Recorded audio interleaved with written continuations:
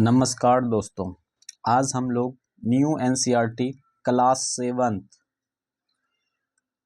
History का जिसका पहला एक्सरसाइज है प्रारंभिक कथन 1000 वर्षों के दौरान हुए परिवर्तनों की पड़ताल।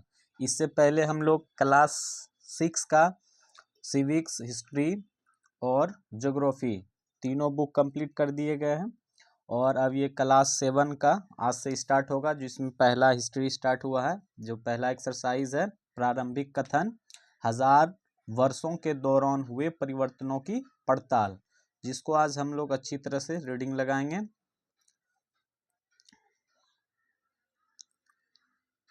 चलिए इसको देखते हैं।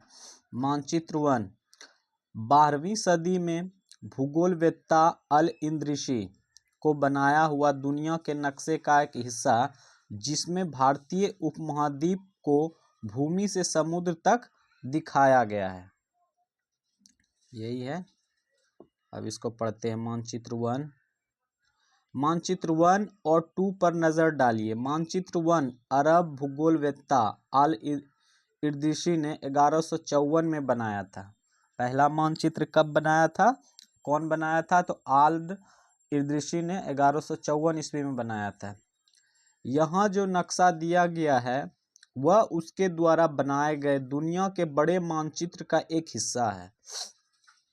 भारतीय उपमहाद्वीप को दर्शाता है। मानचित्र 2 फ्रांसीसी मानचित्रकार ने 1720 में बनाया था। पहला 1154 में अल इद्रिसी ने बनाए थे, जो कि अरब भूगोलवेत्ता थे, और दूसरा जो मानचित्र बनाए थे वो फ्रांसीसी के मानचित्र ने 1720 ईस्वी में बनाए थे। दोनों नक्शे एक ही इलाके के हैं, मगर उनमें काफी अंतर है। अल इद्रिसी के नक्शे में दक्षिण भारत उस जगह का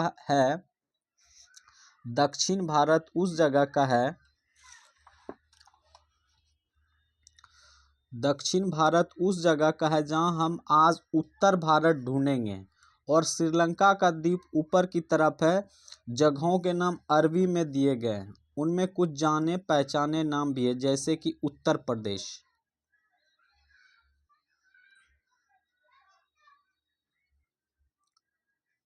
ये मानचित्र 2 है। क्या है मानचित्र 2? तो 18वीं सदी के आरंभ में गिवलाम द लिस्ले के एटलस नुमे के अनुसार उपमहाद्वीप उत्तर प्रदेश का कन्नौज। मानचित्र 2 पहले मानचित्र के बनने के लगभग 600 वर्ष बाद बनाया गया। इस कला अवधि में उपमहाद्वीप के बारे में सूचनाएं काफ़ी बदल गई थी। यह नक्शा हमें ज़्यादा परिचित लगेगा। उसमें विशेषकर तटीय इलाकों के बारीकी ब्यौरे देखकर आश्चर्य होता है। यूरोप के नाविक तथा व्यापारी अपनी समुद्र यात्रा के लिए नक्शे का इस्तेमाल किया करते थे। कौन करते थे नक्शा का, मैप का इस्तेमाल? तो यूरोप के नाविक और व्यापारी जो समुद्र की यात्रा करते हैं।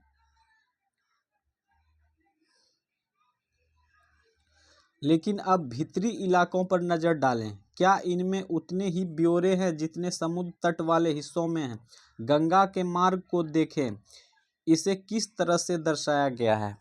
इस मानचित्र में तटीय और भीतरी इलाकों के बीच ब्यौरे और बारीकी का जो अंतर है, आपके ख्याल में उसका कारण क्या है?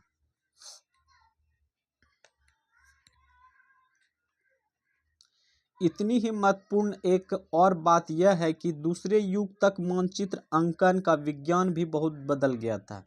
इतिहासकार जब बीते युगों के दस्तावेजों, नक्शों और लेखों का अध्ययन करते हैं तो उनके लिए उन सूचनाओं के संदर्भों का उनकी भिन्न भिन्न ऐतिहासिक पृष्ठभूमियों का ध्यान रखना जरूरी होता है।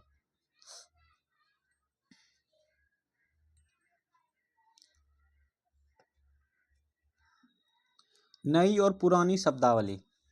अगर समय के साथ सूचनाओं के संदर्भ बदलते हैं तो भाषा और अर्थों के साथ क्या होता है?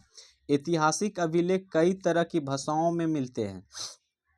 ऐतिहासिक अभिलेख जो होते हैं ना, कई तरह के भाषा में मिलते हैं, और ये भाषाएं भी समय के साथ बहुत बदलती है। उदाहरण के लिए मध्य युग की मध्य युग की फारसी आधुनिक फारसी भाषा से भिन्न है। यह भिन्नता सिर्फ व्याकरण और शब्द भंडार में ही नहीं आई, समय के साथ शब्दों के अर्थ भी बदल जाते हैं। समय के साथ शब्दों के अर्थ भी बदल जाते हैं। उदाहरण के लिए हिंदुस्तान शब्द ही लीजिए। उदाहरण के लिए हिंदुस्तान शब्द ही लीजिए।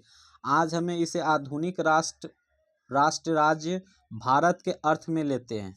13वीं सदी में जब फारसी इतिहासकार मिन्हाज-ए-सिराज ने हिंदुस्तान शब्द का प्रयोग किया था, हिंदुस्तान शब्द का प्रयोग किसने किया था?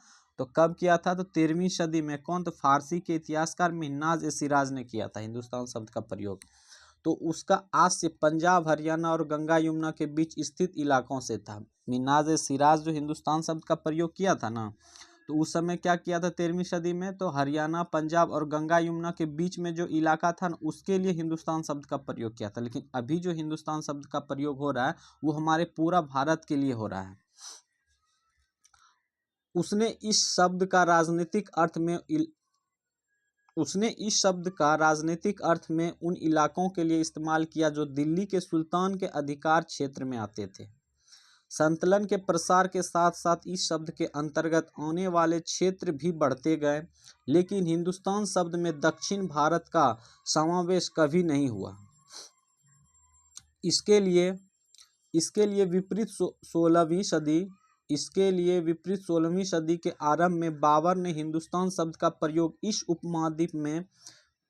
उपमहाद्वीप के भूगोल, पशु पक्षियों और यहाँ के निवासियों की संस्कृति का वर्णन करने के लिए किया। बाबर ने क्या चीज़ के लिए किया था? मिन्हाज-ए-सिराज ने तो वो जो पंजाब और हरियाणा और गंगा यमुना के बीच में जो क्षेत्र उसके लिए किए थे, और ये बाबर ने किसके लिए हिंदुस्तान शब्द का प्रयोग किया था? तो उपमहाद्वीप के भूगोल, पशु पक्षियों और या निवासियों के संस्कृति का वर्णन के लिए किया गया था। यह प्रयोग 14वीं सदी के कवि अमीर खुसरो द्वारा प्रयुक्त शब्द हिंद को ही कुछ समान था।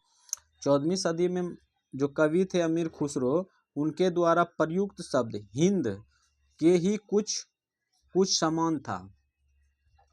मगर जहां भारत को एक भौगोलिक और सांस्कृतिक अस्तित्व के रूप में पहचाना जा रहा था, वहां हिंदुस्तान शब्द से वे राजनीतिक और राष्ट्रीय अर्थ नहीं जुड़े थे जो हम आज जोड़ते हैं।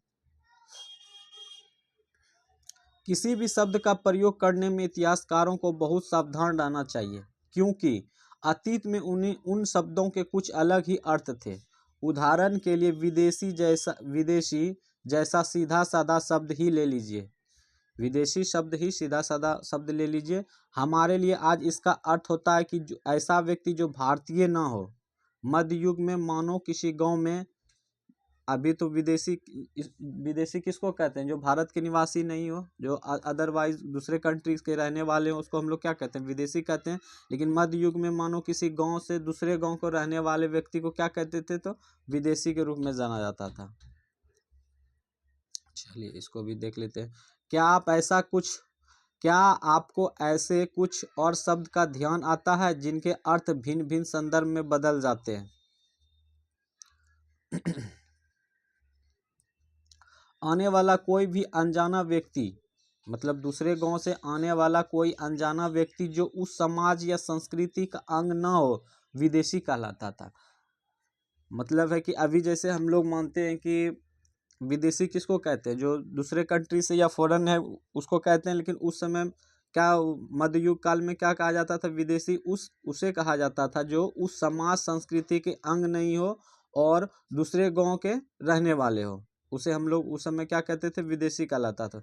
ऐसे व्यक्ति को हिंद में परदेशी और फारसी में अजनबी कहा जाता था। ये विदेशी को परदेशी कहते हैं हिंदी में, और फारसी में क्या कहते हैं? अजनबी।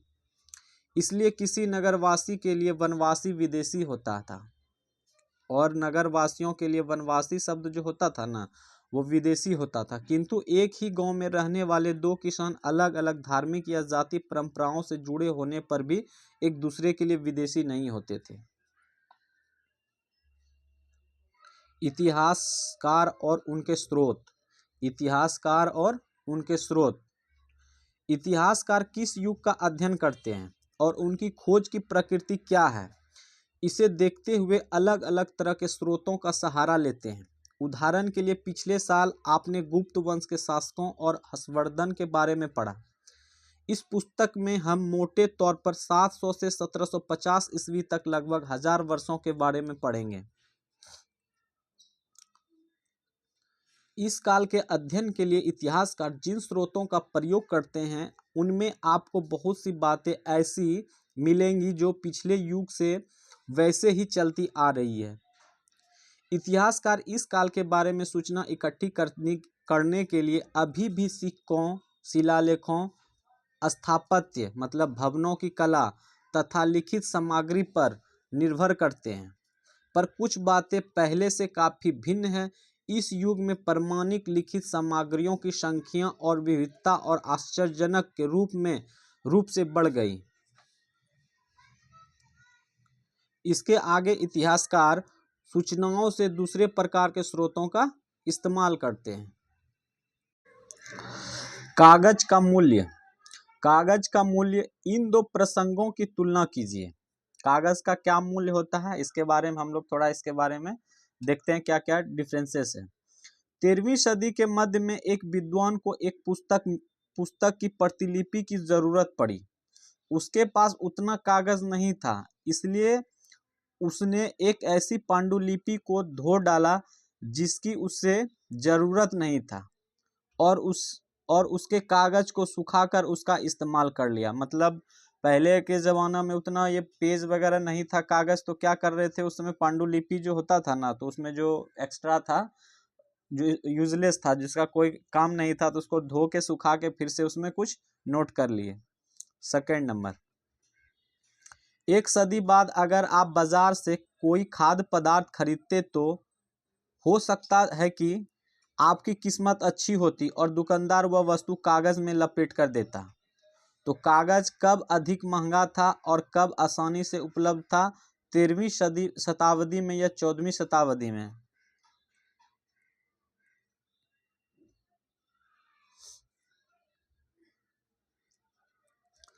धीरे धीरे कम करने लगे। इस समय के दौरान कागज क्रमशः सस्ता होता गया और बड़े पैमानों पर उपलब्ध भी होने लगा।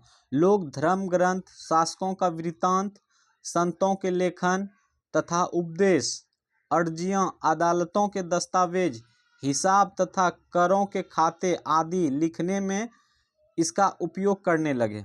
धनी व्यक्ति, शासक, जन, मठ, मंदिर पांडुलिपियां एकत्रित किया करते थे। इन पांडुलिपियों को पुस्तकालय तथा अभिलेखागारों में रखा जाता है। इन पांडुलिपियों तथा दस्तावेजों से इतिहासकारों को बहुत सारी विस्तृत जानकारी मिलती है, मगर साथ ही इनका उपयोग कठिन है।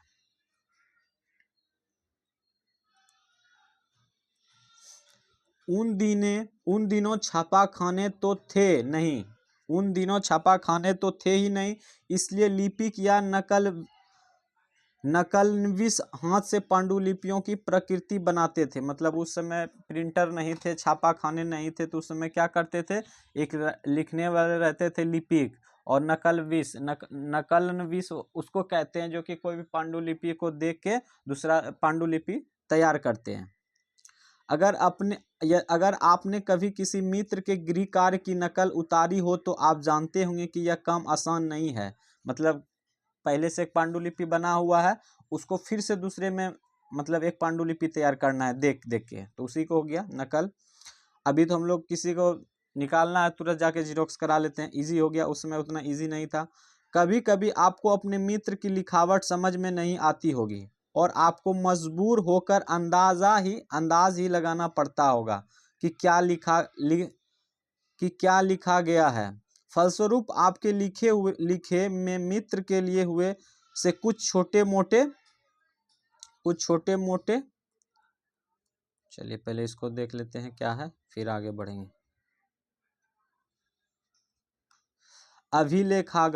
अभिलेखागार ऐसा स्थान जहां दस्तावेजों और पांडुलिपियों को संग्रहित मतलब क्या होता है कि एक जगह जमा करना, इकट्ठा करना किया जाता है। मतलब दस्तावेज जो था और पांडुलिपियां था, दोनों को एक जगह सुरक्षित जगह पे रखने वाला स्थान को क्या कहते हैं? अभिलेखागार। सभी राष्ट्रीय और राज्य सरकारों को अभिलेखागार होते हैं, जहां वो अपने तमाम पुराने सरकारी अभिलेख और लेन देन के ब्यौरे को रिकॉर्ड रखते हैं। अब तो कंप्यूटराइज हो गया है, सारा कुछ कंप्यूटर में ही रहता है। चित्र 1, यह एक लघु चित्र की प्रकृति है जिसमें एक लिपि किसी पांडुलिपि की नकल कर रहा है।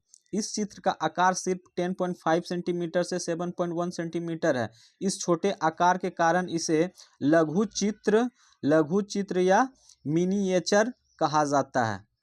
मतलब लघु चित्र मतलब कुछ सीमित क्षेत्र में ही जो पिक्चर को दर्शाया जाता है उसको क्या कहते हैं? मिनिएचर या लघु चित्र कहते हैं।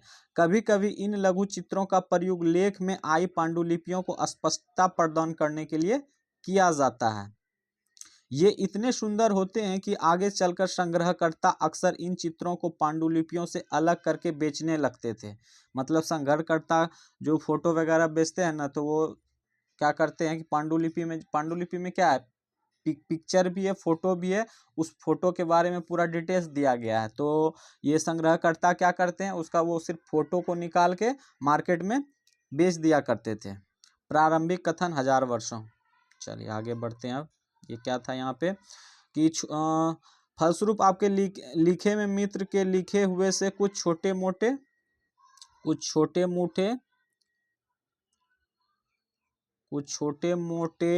लेकिन महत्वपूर्ण अंतर आ जाते होंगे। वो थोड़ा सा प्रॉब्लम तो आ ही जाता होगा, सेम टू सेम तो नहीं होगा, क्योंकि कोई ना कोई लिखावट में प्रॉब्लम तो आता ही होगा। पांडुलिपि की प्रतिलिपि बनाने में भी कुछ यही होता है।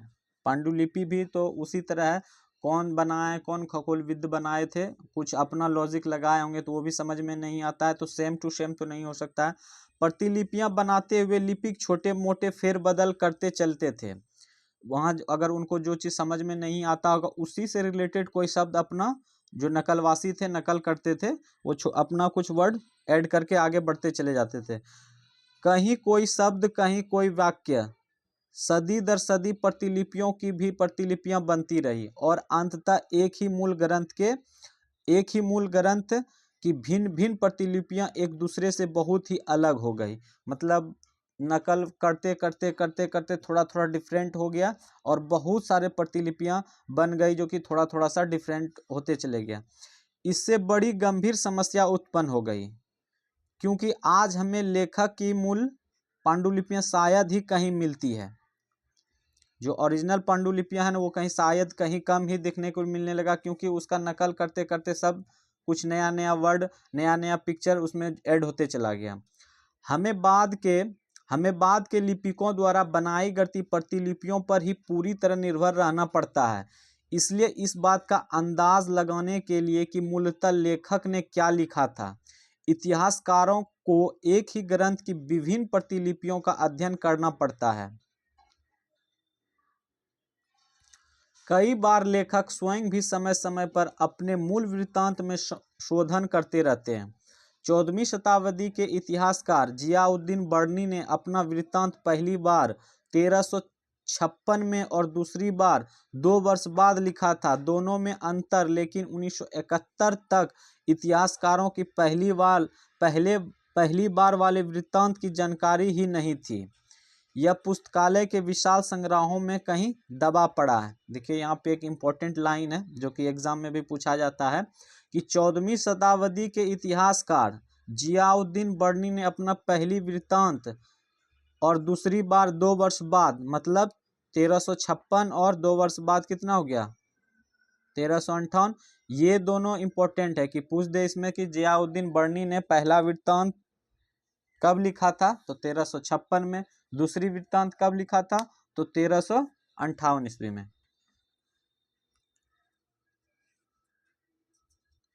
चलिए जरा सा इसको भी देख लेते हैं। चित्र 2, लिखावट के विभिन्न प्रकार की शैलियों के कारण फारसी और अरबी पढ़ने में कठिनाई हो सकती थी। लिखावट की विभिन्न प्रकार की शैलियों के कारण फारसी और अरबी पढ़ने में कठिनाई हो सकती है। नस्तलीक लिपियां बाईं ओर में वर्ण जोड़कर धारा प्रवाह रूप से लिखे जाते हैं। फारसी अरबी के जानकारों के लिए इस लिपि को पढ़ना आसान होता है। सिक्स्थ लिपि दाईं और अधिक संघनन, संक्षिप्त और कठिन है। थोड़ा सा देख लेते हैं, इसमें बहुत सारा है, देखिए कितना, इधर भी है, इधर भी बहुत सारा है लिपि जो कि पढ़ना कठिन है।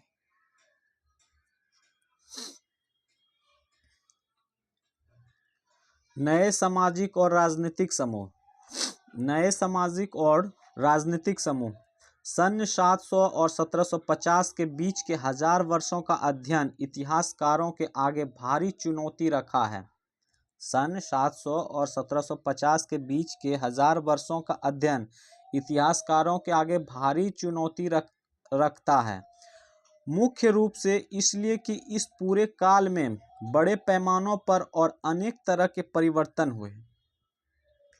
इस काल में अलग अलग समय पर नई प्रौद्योगिकी के दर्शन होते हैं, जैसे सिंचाई में रहट, कताई में चरखे और युद्ध में आग्नेयास्त्रों मतलब बारूद वाले हथियार का इस्तेमाल।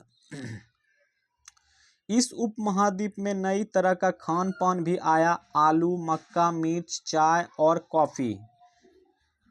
ध्यान रहे कि तमाम परिवर्तन, नई प्रौद्योगिकियां और फसलें उन लोगों के साथ आए जो नए विचार भी लेकर आए थे। परिणाम स्वरूप यह काल आर्थिक, राजनीतिक, सामाजिक और सांस्कृतिक परिवर्तन का भी काल रहा। इस युग में लोग गतिशीलता, एक स्थान से दूसरे स्थान पर आना जाना भी बहुत बढ़ गया था। अक्सर अवसर की तलाश में लोग के झुंड दूर की यात्राएं करने लगे थे। इस उपमहाद्वीप में अपार संपदा और अपना भाग्य गढ़ने के लिए अपार संभावनाएं मौजूद थी। इस काल में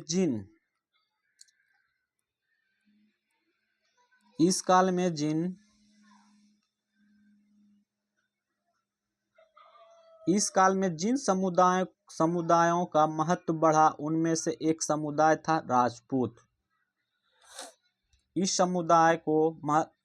इनमें से समुदायों का महत्व बढ़ा तो उनमें से एक समुदाय था राजपूत, जिसका नाम राजपुत्र अर्थात राजा का पुत्र से निकला है। राजपूत का अर्थ क्या होता है? राजा का पुत्र। 8वीं से 14वीं सदी के बीच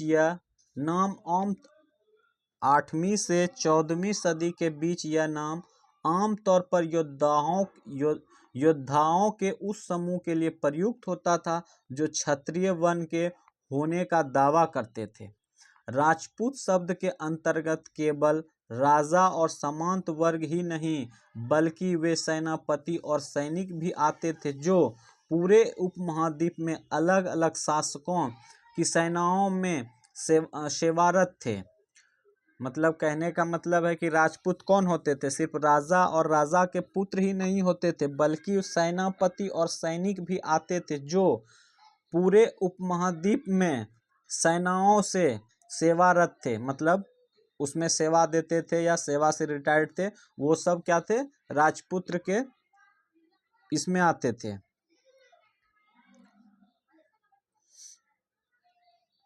कवि और चारण राजपूतों की आचार संहिता, प्रबल का पराक्रम और स्वाभिव्यक्ति का गुणगान करते थे। कवि और चारण जो होते थे वो क्या करते थे? राजपूतों का आचार संहिता, प्रबल पराक्रम और स्वामी भक्ति का गुणगान करते थे। मतलब उसके बारे में ही बढ़ा चढ़ा के बोलना, जो भी बोलना है उसी के बारे में बोलना है। तो कौन ये ऐसा काम करते थे? कवि और चारण। किसके बारे में? तो राजपूतों के बारे में। इस युग में राजनीतिक दृष्टि से महत्व हासिल करने के अवसरों का लाभ मराठा, सिख, जाट, अहोम और कायस्थ, मुख्यतः लिपिकों और मुंशियों का कार्य करने वाले जाति आदि समूह ने भी उठाया। कहने का मतलब इस युग में राजनीतिक दृष्टि से महत्व हासिल करने का अवसरों का लाभ मराठा, सिख, जाट, अहोम और कायस्थ मुख्य लिपिकों के मुंशियों के कार्य करने वाली जाति आदि समूह ने उठाया। इस पूरे काल के दौरान क्रमशः जंगलों की कटाई हो रही थी और खेती का इलाका बढ़ता जा रहा था। कुछ क्षेत्रों में यह परिवर्तन अन्य क्षेत्रों की अपेक्षा अधिक तेजी से और पूरे तौर पर हुआ। उस क्षेत्र में यह परिवर्तन अन्य क्षेत्रों की अपेक्षा अधिक तेजी से और पूरे तौर पर हुआ।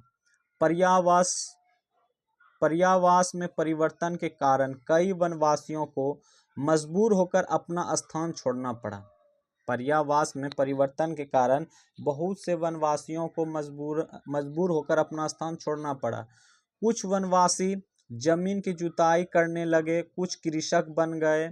कृषकों के यह नए समूह क्षेत्रीय बाजार, मुखियाओं, पुजारियों, मठों और मंदिरों से प्रभावित होने लगे। वे बड़े और जटिल समाजों के अंग बन गए। उन्हें कर चुकाने पड़ते थे और स्थानीय मालिक वर्ग के बेगार करनी पड़ती थी।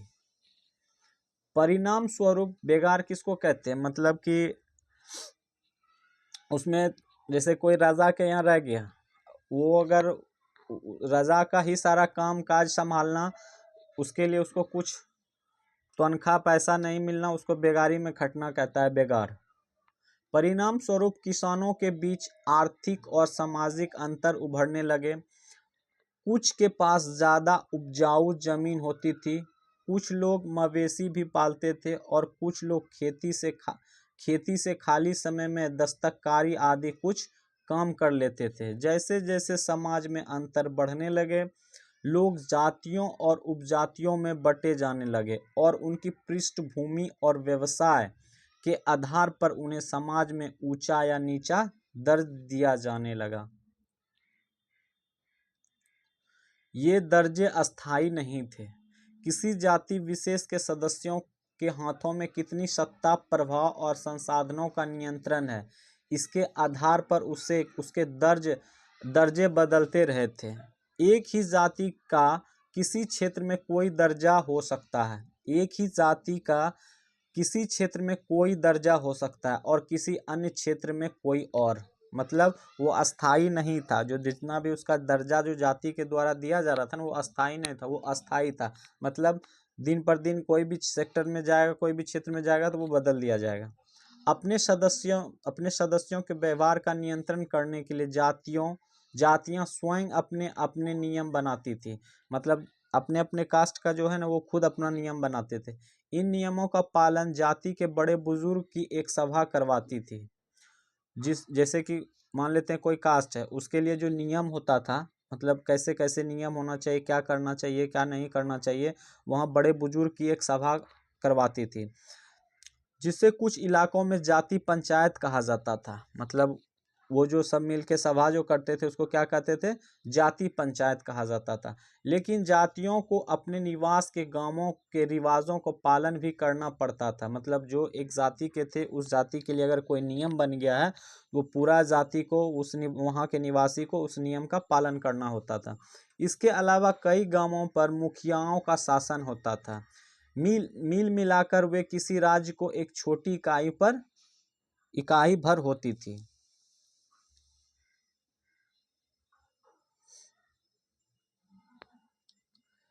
पर्यावास, इसका तात्पर्य किसी भी क्षेत्र में पर्यावरण और वहाँ के रहने वालों के सामाजिक और आर्थिक जीवन शैली से। पर्यावास किसे कहते हैं? जैसे कि मान लीजिए कोई जंगल में रहते हैं, उसके सामाजिक और आर्थिक जीवन शैली को, जो रहन सहन जो वहाँ के रिलेटेड से संबंधित है, लकड़ी काटना और कुछ भी जो भी कार्यवास होता है, वहाँ के सामाजिक आर्थिक जीवन शैली को ही क्या कहते हैं? पर्यावास कहते हैं।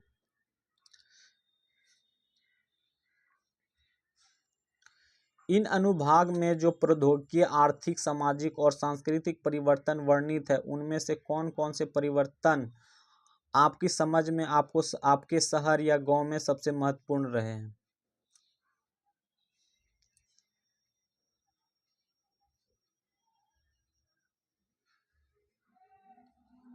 क्षेत्र और साम्राज्य, क्षेत्र और साम्राज्य। चोल अध्याय 2, चोल, तुगलक अध्याय 3 या मुगल अध्याय 4 जैसे बड़े बड़े राज्यों के अंतर्गत कई सारे क्षेत्र आ जाते हैं। चोल, तुगलक, मुगल जैसे बड़े बड़े राज्यों के अंतर्गत कई सारे क्षेत्र आ जाते हैं। दिल्ली के सुल्तान गयासुद्दीन बलबन, दिल्ली के सुल्तान गयासुद्दीन बलबन 1266 से 1287। गयासुद्दीन तुगलक का अगर कार्यकाल पूछा जाए, अगर कोई प्रश्न में पूछ दिया जाता है दिल्ली के सुल्तान गयासुद्दीन बलबन का शासनकाल बताया जाए तो कब से कब था, तो 1266 से लेके 1287 की प्रशंसा में एक संस्कृत प्रशस्ति उदाहरण के लिए अध्याय 2 देख लेंगे में उसे एक विशाल साम्राज्य का शासक बताया गया है। प्रशस्ति 2 में, अध्याय 2 में गयासुद्दीन बलबन के लिए जो शासक एक क्या बताया गया, एक विशाल शासक बताया गया जो पूर्व बंगाल गोंड से लेकर पश्चिम में अफगानिस्तान के गजनी मतलब गजन तक फैला हुआ था।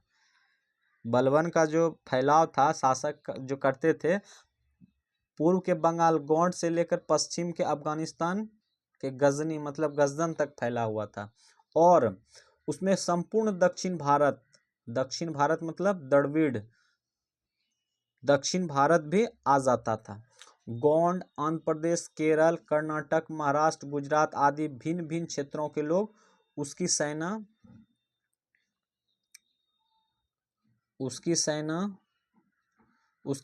के पहले इसको देख लेते हैं, उसकी सेना के आगे पलायन कर जाते थे। इतिहासकार विजय अभियान के इन दावों के अतिशयोक्तिपूर्ण मानते हैं। क्या मानते हैं? तो अतिशयोक्तिपूर्ण मानते हैं। साथ ही वे यह समझने की कोशिश में भी लगे रहते हैं कि शासक लोग इस उपमहाद्वीप में भिन्न भिन्न भागों पर अपने अधिकार का उल्लेख क्यों करते हैं। चलिए पहले इसको देख लेते हैं। ये मानचित्र 3 है। ये मिस्र के शहाबुद्दीन उमरी द्वारा रचित मासालिक अल अबसर फी ममालिक अल अमसर के अनुसार मोहम्मद तुगलक के राज्यकाल में दिल्ली संतुलन के अंतर्गत आने वाला प्रांत, इसमें टोटल दिया गया है, यहाँ पे देख लेते हैं। सिविस्तान है, 1, 2 में उच्च है, 3 में मुल्तान है, 4 में कालानौर है, 5 में लाहौर है, 6 में सामना है, इसी तरह है। कितना है? तो 24 है टोटल। सारा ये क्षेत्र बांटा हुआ है, कहाँ पे किधर है। चलिए इसको भी देख लेते हैं। क्या आप समझते हैं शासक ऐसे दावे क्यों करते थे? चलिए इसको पढ़ते हैं। भाषा तथा क्षेत्र। सन 1318 में कवि अमीर खुसरो ने इस बात पर गौर किया था कि इस देश के हर क्षेत्र की एक अलग भाषा है। मतलब हर एक क्षेत्र में हर एक लैंग्वेज भाषा का यूज होता था। सिंधी, लाहौरी, कश्मीरी, द्वार समुद्री दक्षिण कर्नाटक में, तेलंगानी आंध्र प्रदेश में, गुजरी गुजरात में, माबारी तमिलनाडु में, गोंडी बंगाल में, अवधी पूर्वी उत्तर प्रदेश में और हिंदवी दिल्ली के पास के क्षेत्र में। अमीर खुसरो ने आगे बतलाया कि इन भाषाओं के विपरीत एक भाषा संस्कृत भी है, जो किसी विशेष क्षेत्र की भाषा नहीं है। यह एक प्राचीन भाषा है। तो प्राचीन भाषा कौन है? तो संस्कृत है, जिसे केवल ब्राह्मण जानते हैं, आम जनता नहीं।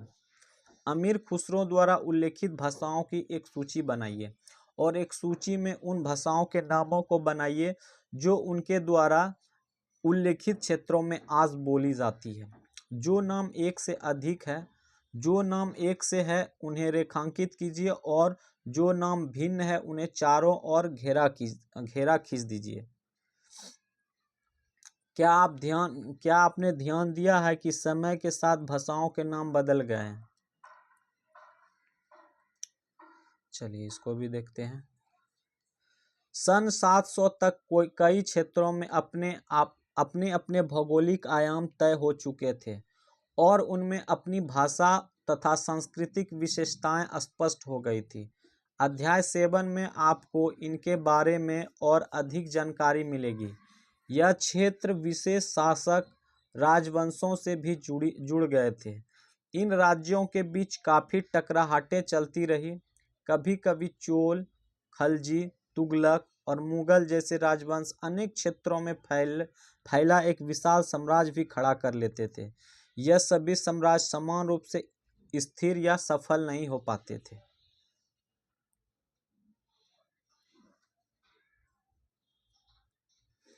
18वीं सदी में मुगल वंश पतन के ढलान पर था। मतलब 18वीं शताब्दी में जो है ना, मुगल वंश समाप्त की ओर चल रहा था। फलस्वरूप क्षेत्रीय राज फिर से उभरने लगे। अध्याय 8 लेकिन वर्षों से जो सर्व क्षेत्रीय साम्राज्यों का शासन चल रहा था, उससे क्षेत्र की प्रकृति बदल गई थी। उन पर कई छोटे बड़े राज्यों का शासन चलता रहा और उन राज्यों की बहुत सी बातें इस उपमहाद्वीप के अधिकतर भाग पर फैले इन क्षेत्रों को विरासत में मिली थी। इस तत्व का पता हमें उन कई परंपराओं से लगता है जो इन क्षेत्रों में उभरी थी। इन परंपराओं में कुछ एक दूसरी से भिन्न और कुछ एक समान है।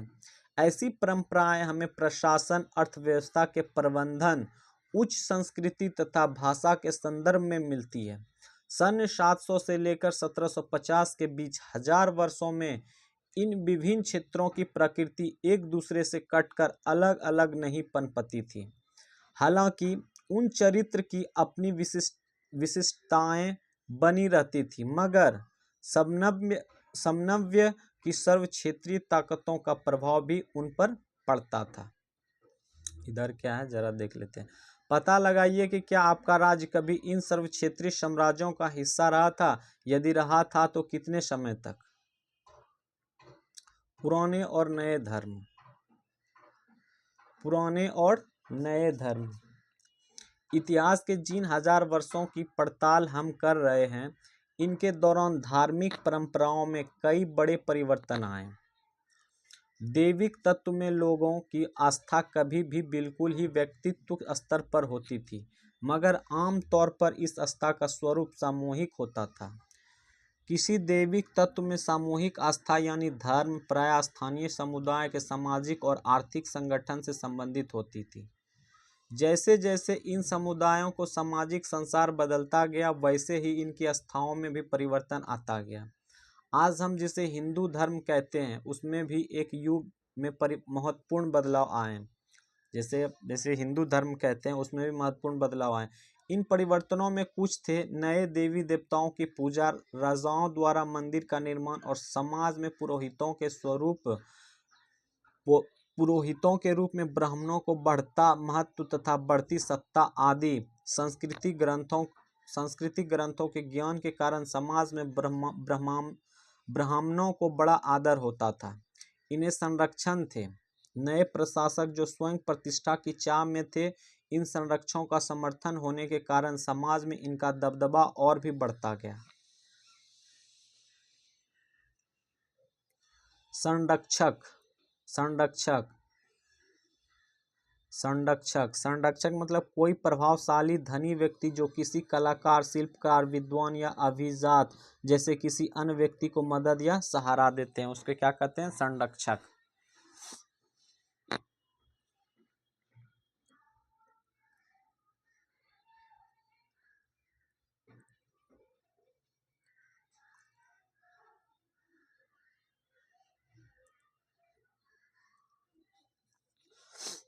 इस युग में एक महत्वपूर्ण परिवर्तन भक्ति की अवधारणा के रूप में आया।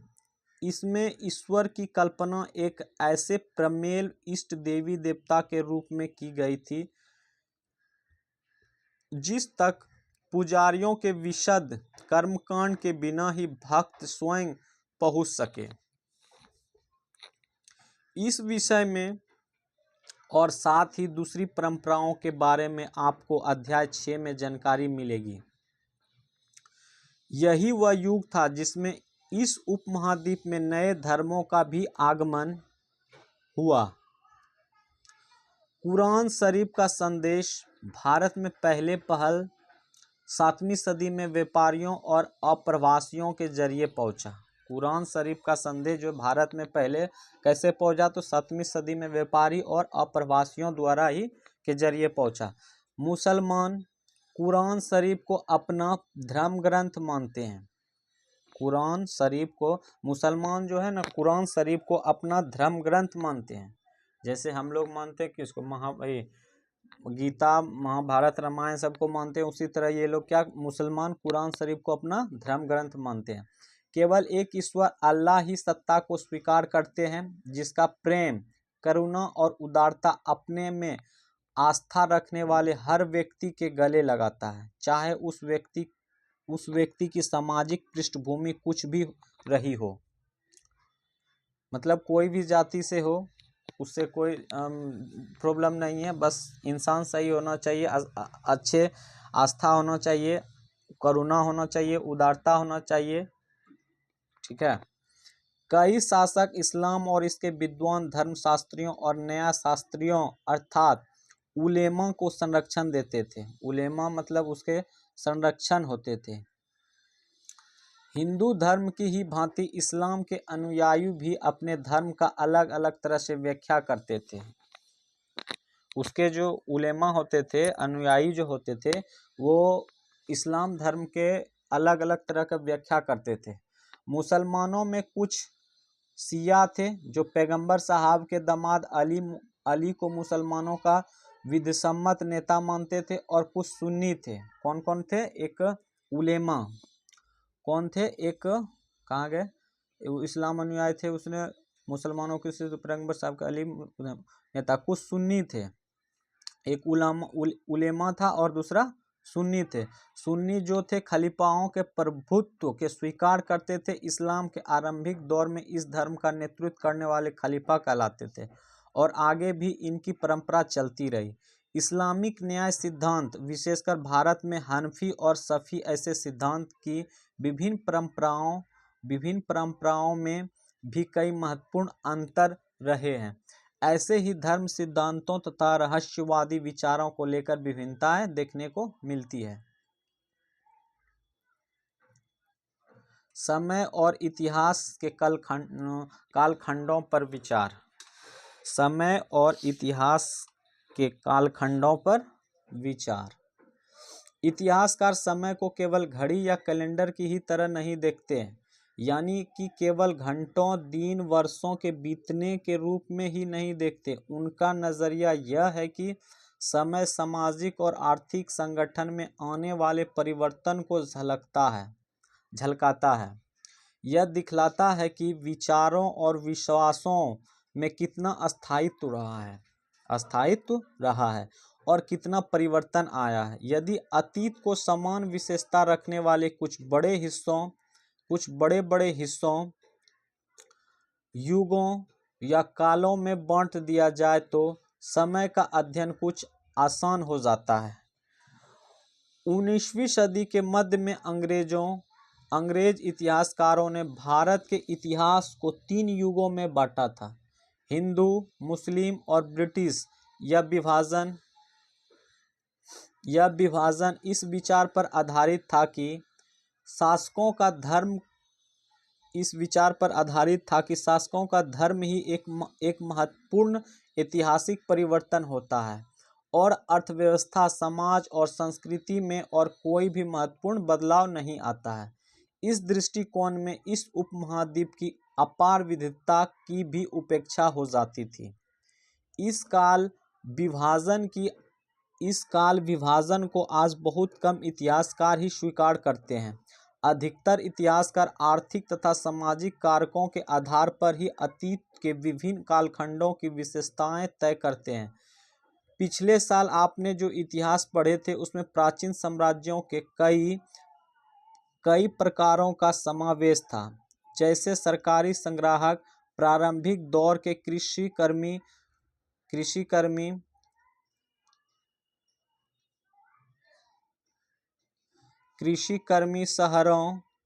कृषि कर्मी शहरों और गांवों के निवासी और प्रारंभिक दौर के राज्यों और साम्राज्य। इस साल आप जो इतिहास पढ़ेंगे उसे उसे प्रायः मध्यकालीन इतिहास कहा जाता है।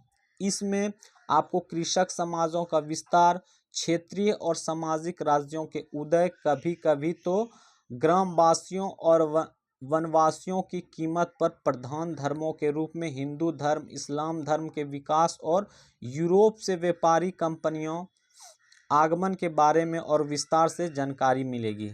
मध्यकालीन भारत में भारत के इतिहास ये हजार साल अनेक बदलावों के साक्षी रहे हैं।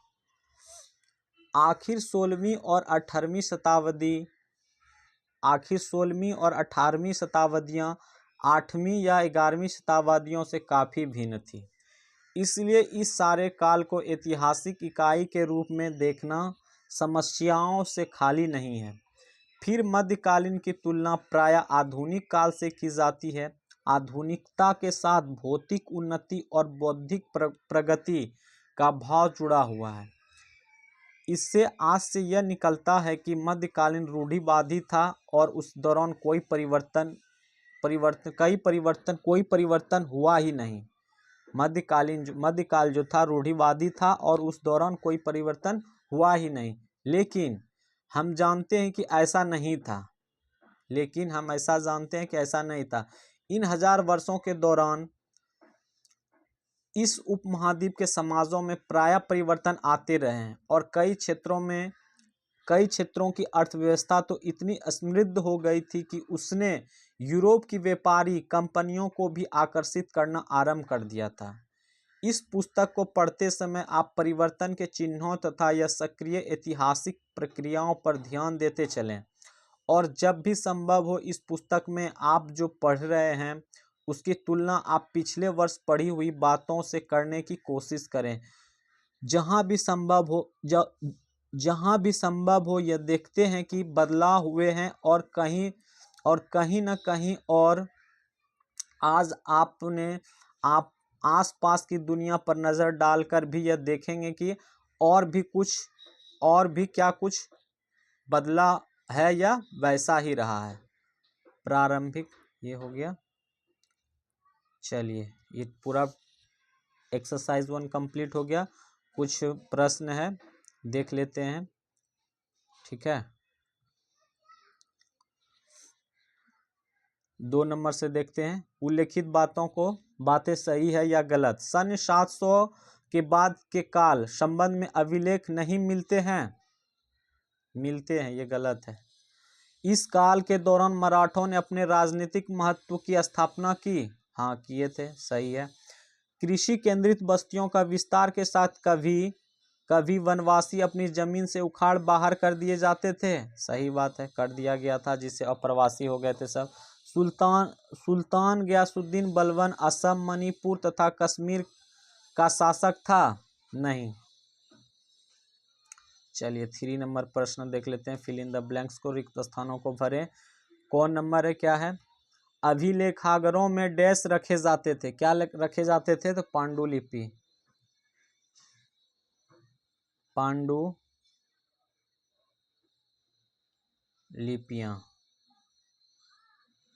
कौन नंबर। डैश 14वीं सदी का इतिहासकार था, कौन था, तो जियाउद्दीन बर्नी।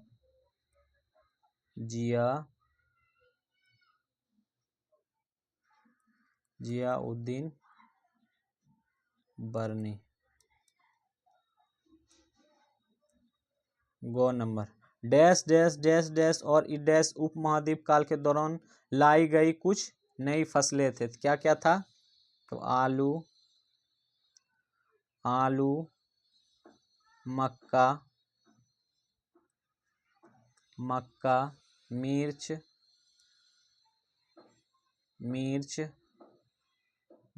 और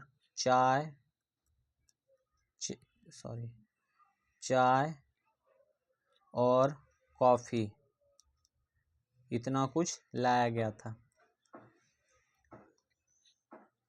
चलिए आज का टॉपिक यहीं पे समाप्त होता है, बहुत लॉन्ग था ये। पहला ये क्लास 7th का था। पहला एक्सरसाइज, प्रारंभिक कथन 1000 वर्षों के दौरान हुए परिवर्तन का पड़ताल, मतलब जो भी परिवर्तन दिन पे दिन बदलते गए उसके बारे में जानकारी था। अब नेक्स्ट एक्सरसाइज 2 जो कि नेक्स्ट क्लास में देखेंगे। आज का क्लास यहीं पे समाप्त करते हैं। धन्यवाद।